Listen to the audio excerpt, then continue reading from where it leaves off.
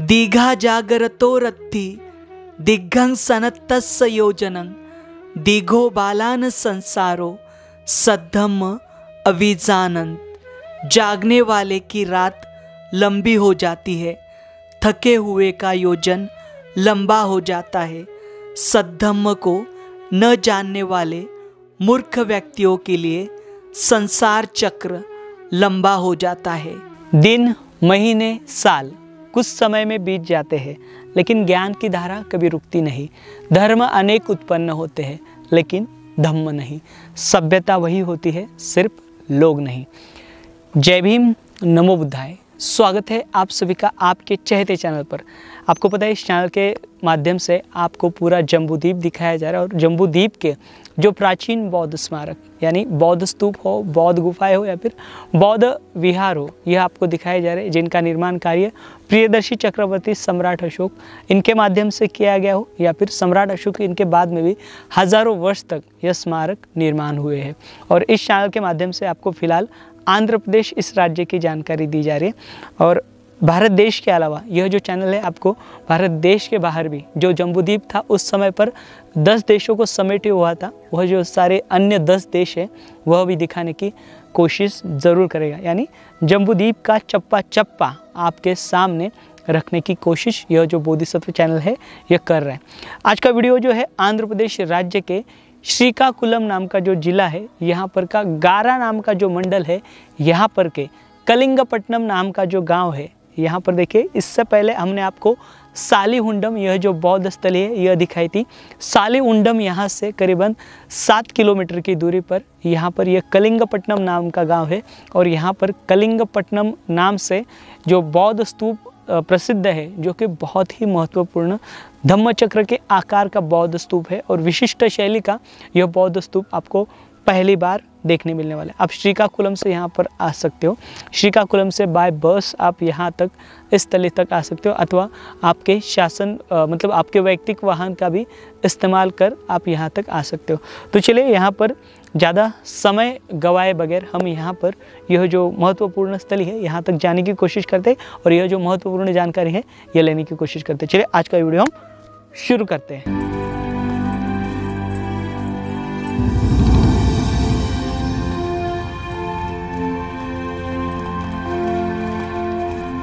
कलिंगपट्टनम यह स्थल ईसा पूर्व 3री सदी से लेकर ईस्वी 11वीं सदी तक प्रमुख बंदरगाह हुआ करता था।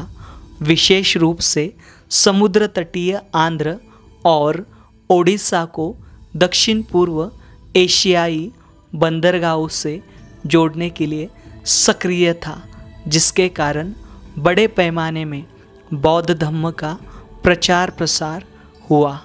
उस समय व्यापार की वृद्धि में प्रमुख भारतीय नदियाँ महत्वपूर्ण बुनियादी ढांचा हुआ करती थी। उसी में से एक वामसद्रा नदी के मुहाने यह बंदरगाह स्थित है, जो कभी प्राचीन काल में कलिंग की राजधानी रह चुका है।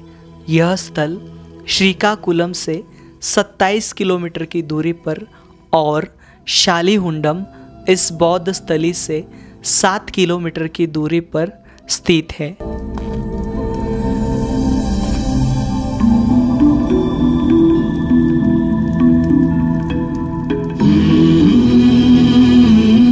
हम आए हुए हैं आंध्र प्रदेश राज्य के श्रीकाकुलम जिले के गारा मंडल के कलिंगपट्टनम इस गांव में, और कलिंगपट्टनम इस गांव में से अभी हम यहाँ के कलिंगपट्टनम प्राचीन बौद्ध स्तूप की ओर आगे बढ़ रहे हैं।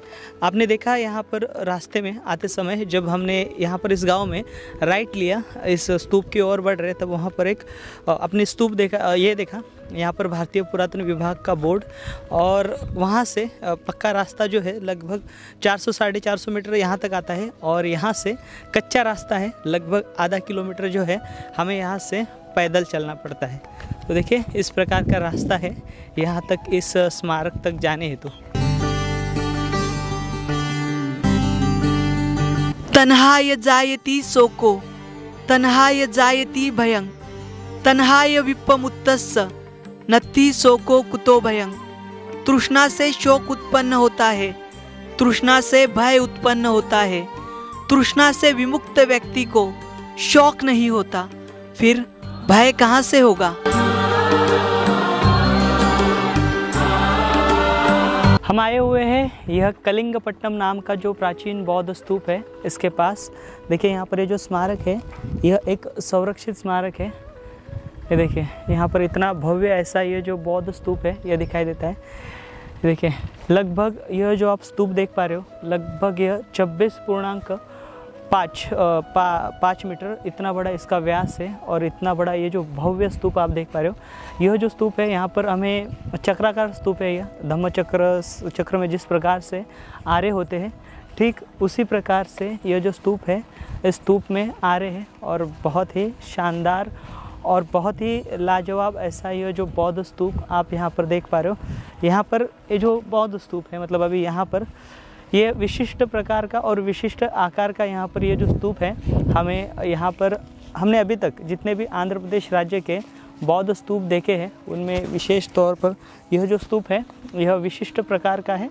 और विशिष्ट प्रकार की जो इसकी बनावट है यहाँ पर हमें इस प्राचीन स्तूप की दिखाई देती है। लगभग देखिए मतलब यहाँ पर इसके ऊपरी हिस्से में देखिए, यहाँ पर इसके जो ये आप आरे देख रहे हो, ये आरे भी देखिए बहुत ही अलग है। और यहाँ पर इस क्षेत्र में ये जो बौद्ध स्तूप है, एक्चुअली जितने भी स्तूप शुरुआत में निर्माण किए गए थे वह मतलब यहाँ पर ईसा पूर्व 2री शताब्दी से लेकर ये जो स्थली है यहाँ पर सालीहुंडम और ये जो बौद्ध स्तूप आप देख पा रहे हो, इसका निर्माण कार्य बेसिकली ईसा पूर्व 2री शताब्दी से लेकर ईस्वी 9वीं शताब्दी तक यहाँ पर जो पूरा स्थल है यहाँ पर काम हुआ है। और यहाँ पर मतलब थेरवादा, महायाना और साथ ही साथ वज्रयाना जो पंथ थे उनका जो प्रभाव है काफ़ी मात्रा में था। यहाँ पर से बड़े पैमाने में जो वज्रयान पंथ के जो शिल्प है वह यहाँ से बरामद किए गए थे। लगभग 1977 से लेकर 1980 के आसपास यहाँ पर बड़े पैमाने में जो है स्तूप का जो यहाँ पर से उत्खनन कार्य किया गया था। और ये जो बौद्ध स्थली है मतलब इस प्रकार से जो है यह सामने आई थी। देखिए बहुत ही लाजवाब ऐसा यह जो बौद्ध स्तूप है यहाँ पर हमें दिखाई देता है। और आप यहाँ पर अभी मैं जहाँ पर चल रहा हूँ यहाँ पर से देखिए ये प्रदक्षिणा पथ बहुत ही सुंदर है और बहुत ही नायाब यह पूरा जो स्थल है यह यहाँ पर हमें दिखाई देता है। और इसके इर्द गिर्द यहाँ पर आपको छोटे छोटे जो ओटिव स्तूपा है वह यहाँ पर दिखाई देंगे। यहाँ पर देखिए एक छोटा सा ओटिव स्तूप है, ज़्यादा बड़ा नहीं है। ये देखिए यहाँ पर ये 2 स्तूपा दिखाई देते हैं हमें।